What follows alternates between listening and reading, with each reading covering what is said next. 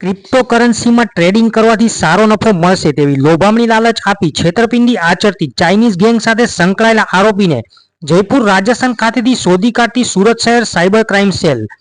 Telegram ગ્રુપના અલગ અલગ ગ્રુપ એડમિન તથા બેંક એકાઉન્ટ ધારકોએ પૂર્વ આયોજિત કાવતરું રચીને લોકો પાસે એપ્લિકેશન ડાઉનલોડ કરાવી રજીસ્ટ્રેશન કરાવી ક્રિપ્ટોકરન્સીમાં ટ્રેડિંગ કરવા માટે લોકો પાસેથી અલગ અલગ બેંક એકાઉન્ટમાં પૈસા ટ્રાન્સફર કરાવી લોકો સાથે છેતરપિંડી કરેલ હોય જે અંગે ફરિયાદ સાયબર ક્રાઇમ સેલને મળતા પોલીસ જવાનોની અલગ અલગ ટીમો બનાવી બેંક તરફથી જરૂરી વિગતો એકત્રિત કરી અને આ ગુનામાં સંડોવાયેલા આરોપી વિકાસકુમાર સદારામ બિશ્નોઈને જયપુર રાજસ્થાન ખાતેથી શોધી અને તેમની ધરપકડ કરવામાં આવેલ છે.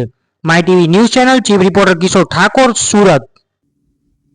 10મા મહિનામાં સુરત સાયબર ક્રાઇમ સેલ દ્વારા એક ઇન્વેસ્ટમેન્ટ ફ્રોડનો કેસ નોંધવામાં આવ્યો હતો, જેમાં જે ફરિયાદી છે એક ડૉક્ટર છે અને એમની સાથે ક્રિપ્ટોકરન્સીમાં ઇન્વેસ્ટ કરીને વધારે રિટર્ન્સ મળશે એવી લોભ લાલચ આપીને એમની પાસેથી 21 લાખ રૂપિયા જેટલા પડાવવામાં આવ્યો હતો.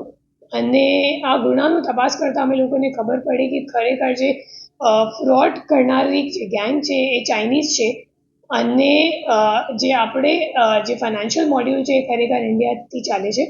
એમાં જે યુપીઆઈમાં જે ડૉક્ટરે પૈસા નાખ્યું હતું એ યુપીઆઈ અકાઉન્ટ ટ્રેસ કરતાં આપણી જે ટીમ એસપીઆઈ પઢેરિયાના નેતૃત્વ મેં ત્યાં જયપુર ખાતે ગઈ અને ટેકનિકલ વર્કઆઉટ કરીને આરોપીઓને ઝડપી પાડી છે. આરોપીનું નામ વિકાસકુમાર બિશ્નોઈ છે અને એમનું કુલ 17 જેટલા બેંક અકાઉન્ટ અમે લોકો મળી આવેલ છે અને 17 અકાઉન્ટની સામે 63 એનસીસીઆરબી કમ્પ્લેન્ટ્સ નોંધાયેલ છે.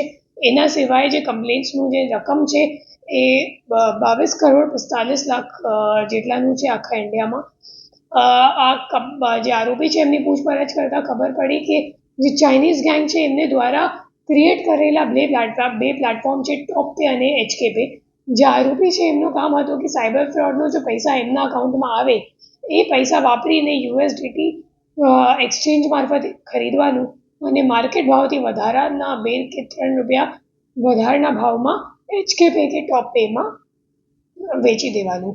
તો એનાથી જે ફ્રોડ કરનારી ગેંગ છે એમને યુએસડીટી મળી જાય, જે ફ્રોડની રકમ છે એમની, અને આ જે આપણો આરોપીઓ છે એમને પોતાનું એક કમિશન મળી જાય યુએસડીટી વેચવાથી. એ છેલ્લા 1.5 થી 2 વર્ષનું તો અમે લોકોને સ્ટેટમેન્ટ મળી ગયું છે બિનાન્સ પાસેથી અને એમ લાગે છે કે લાંબા સમયથી આ જ કામમાં સંડોવાયેલ છે.